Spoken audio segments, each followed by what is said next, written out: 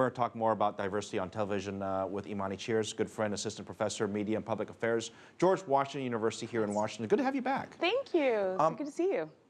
Let me start with this. This show, there were some skeptics before the show launched by ABC on Fresh Off the Boat that they didn't think that it would be successful. They didn't know if the viewers would really connect with the main characters. Right. Are you surprised about the success of the show? Absolutely not. It's a hysterical comedy. I watched it last night.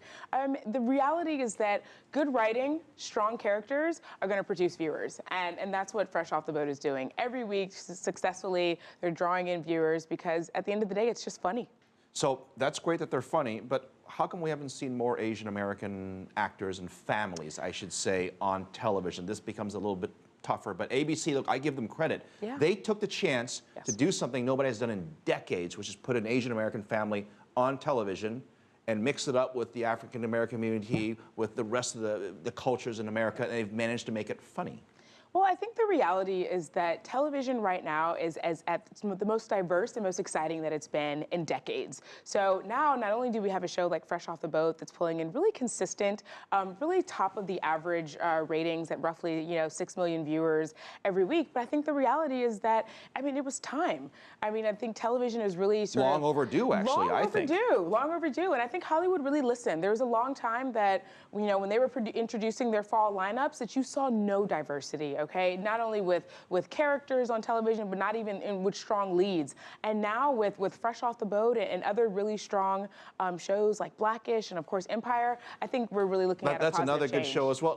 Look, this has been a question a lot of people ask. Does Hollywood reflect American culture, or is American culture reflected in Hollywood?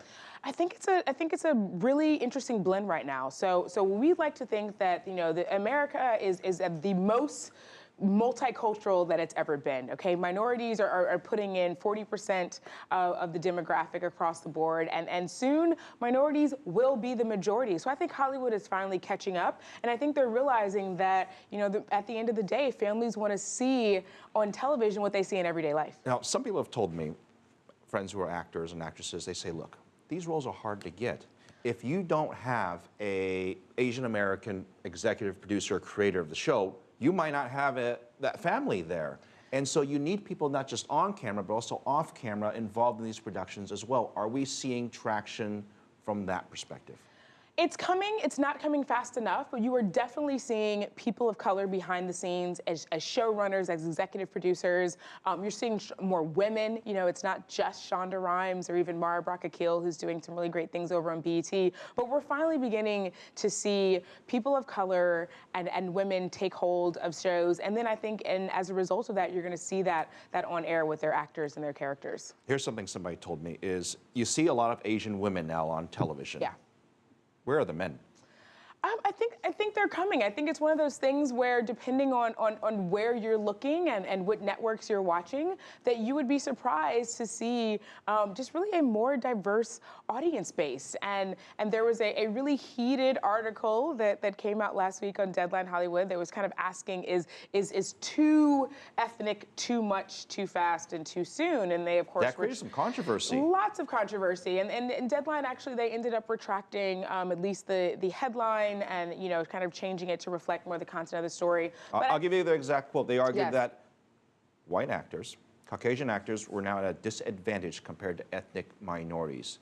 You obviously disagree with that. 100%. I think it's actually laughable. And Shonda Rhimes gave a great tweet that really was like, I'm not even going to bother to pay attention to this. I think right now we're really finally seeing that the acting playing field is somewhat becoming even. We still have a very long way to go. I mean, at the end of the day, the number of Caucasian and white actors in Hollywood, they don't have to worry about getting jobs. They're going to be all right. We only got 30 seconds left, but you know what's really cool about Fresh Off the Boat is they've got the little kid. They've got all the kids involved, and how big of a role has that played to get people to sort of go, wow, that could be me? It's huge. I mean, these kids are funny. The three boys on Fresh Off the Boat are just so, their dynamics and interaction is, they're cute and they're funny. And I think reality is that when you have a strong story that anyone can watch, regardless of race or ethnicity, you have a really great show. People are going to tune in. All right, well said. Imani Cheers, thank you very much, assistant professor at George Washington University.